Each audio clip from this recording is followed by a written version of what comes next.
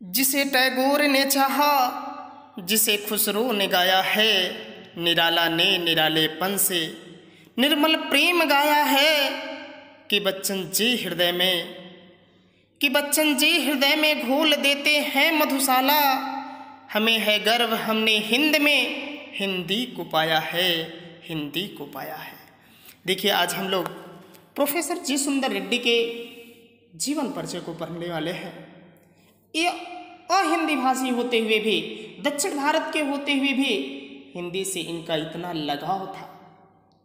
इन लोगों की समझिए कि तमिल, कन्नड़, तेलुगु इन भाषाओं से जितनी प्रेम होती उतनी हिंदी से नहीं होती है।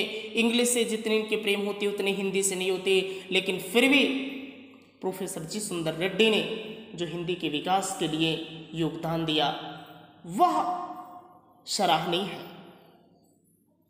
प्रोफेसर जी सुंदर रेड्डी के जीवन परिचय को श्रेष्ठ समालोचक, उत्कृष्ट निबंधकार एवं प्रसिद्ध विचारक प्रोफेसर जी सुंदर रेड्डी का जन्म सन 1919 ईस्वी में दक्षिण भारत के आंध्र प्रदेश में हुआ था।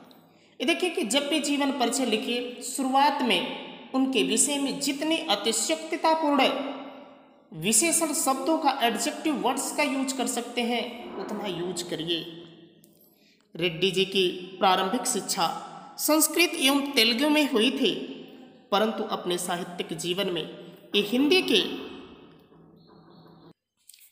प्रकांड पंडित के रूप में प्रस्तुत हुए, यानी हिंदी के एक प्रकांड विद्वान के रूप में, मतलब हिंदी साहित्य में इनका स्थान है। इसके साथ साथ अहिंदी भाषियों को तमिल, तेलुगु, कन्नड़ तथा मलयालम साहित्य से सुपरिचित कराया।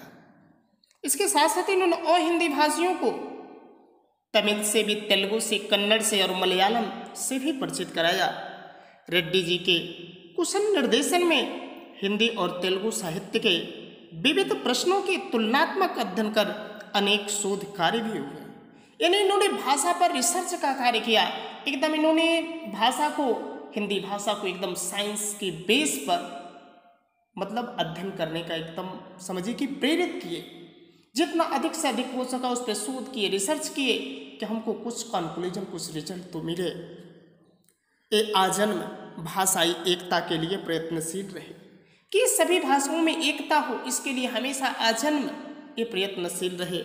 इस राष्ट्रवादी हिंदी विचारक, प्रख्यात निबंधकार तथा मूर्धन्य समीक्षक का 30 मार्च सन 2005 ईस्वी को स्वर्गवास हो गया।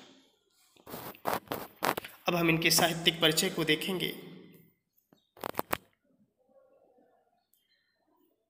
मानवतावादी दृष्टिकोण रखने वाले प्रोफेसर जी सुंदर रेड्डी जी ने भारतीय भाषाओं के तुलनात्मक अध्ययन को विशेष रूप से प्रेरित एवं निर्देशित किया।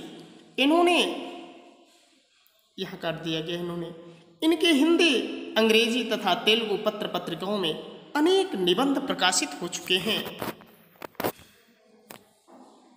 प्रोफेसर जी सुंदर रेड्डी जी दक्षिण भारत की चारों भाषाओं तमिल, तेलुगु, कन्नड़ तथा मलयालम तथा उनके साहित्यों का इतिहास प्रस्तुत किया है।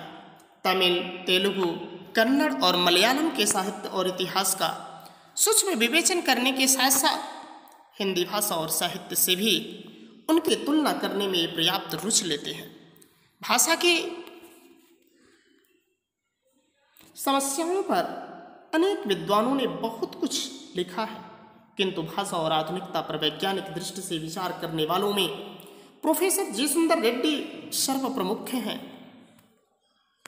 अहिंदी भाषी प्रदेश के निवासी होते हुए भी प्रोफेसर रेड्डी का हिंदी भाषा पर अच्छा अधिकार है। हिंदी के विकास में प्रोफेसर रेड्डी का योगदान सराहनीय है। अब इनकी रचनाओं को देखेंगे।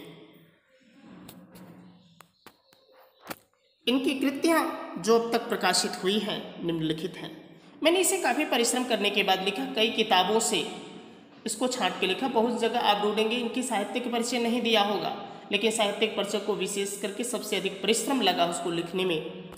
इनकी रचनाएं हैं साहित्य और समाज, मेरे विचार, हिंदी और तेलुगु एक तुलनात्मक अध्ययन, दक्षिण की भाषाएं और उनका साहित्य, वैचारिक शोध और बोध, तेलुगु अंग्रेजी ग्रंथ, ये इनकी प्रमुख रचनाओं का जो संग्रह है यहाँ पर हमने लिख दिया। Thanks for watching the video.